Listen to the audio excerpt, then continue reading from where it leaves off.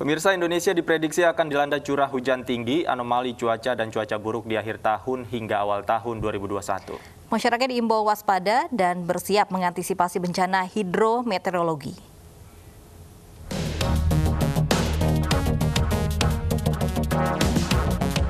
Indonesia diprediksi akan menghadapi fenomena cuaca La Nina yang berdampak pada curah hujan tinggi serta cuaca buruk di sejumlah daerah di Indonesia.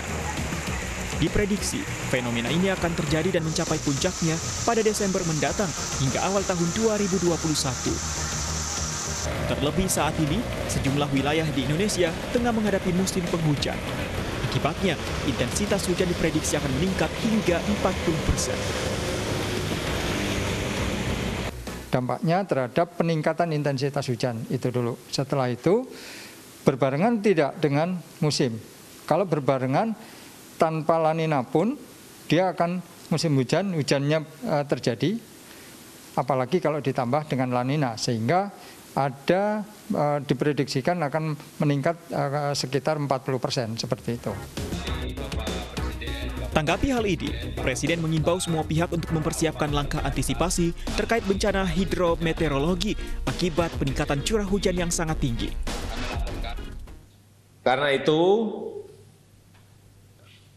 saya ingin agar kita semuanya menyiapkan diri, mengantisipasi kemungkinan terjadinya bencana hidrometeorologi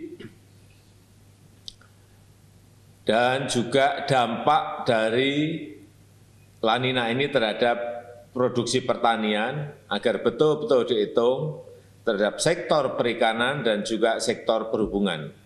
Karena 20 sampai 40% itu bukan kenaikan yang kecil. Warga juga diminta waspada dan bersiap dengan anomali cuaca dampak fenomena La Nina. Yang bisa dilakukan warga adalah menyesuaikan kegiatan dan aktivitas dengan cuaca, termasuk mengantisipasi banjir dan longsor. Tim Liputan iNews melaporkan.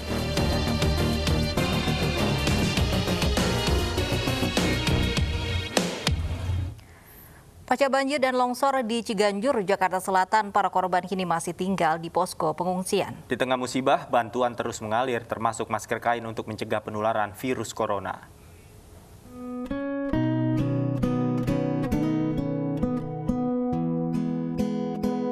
Dibantu TNI, Polri, dan relawan, warga Ciganjur, Jakarta Selatan bahu-membahu membersihkan sisa-sisa banjir dan tanah longsor yang terjadi beberapa waktu lalu. Pasca musibah, warga yang menjadi korban juga terpaksa tinggal di posko pengungsian untuk sementara waktu. Membantu meringankan beban para warga, MNC Peduli turun langsung ke lapangan memberikan bantuan makanan dan minuman. Selain itu, MNC Peduli juga membagikan masker kain kepada warga di pengungsian untuk mencegah penularan virus corona. Masker, alhamdulillah kami banyak juga mendapatkan donatur yang memberikan masker. Tidak henti-hentinya dari BPBD, tidak henti-hentinya kami mengkampanyekan itu. Karena agak kesulitan beberapa hari ini memang masker itulah. Masker mereka agak lalai. Tentunya harapan kami bantuan yang disalurkan terutama untuk masyarakat yang terkena bencana bisa berdampak baik untuk mereka dan tentunya agar mereka bisa kembali beraktivitas seperti semula.